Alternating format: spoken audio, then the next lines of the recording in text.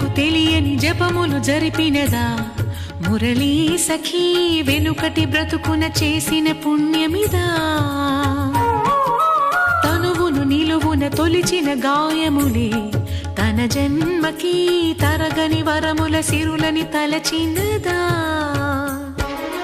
కృష్ణాని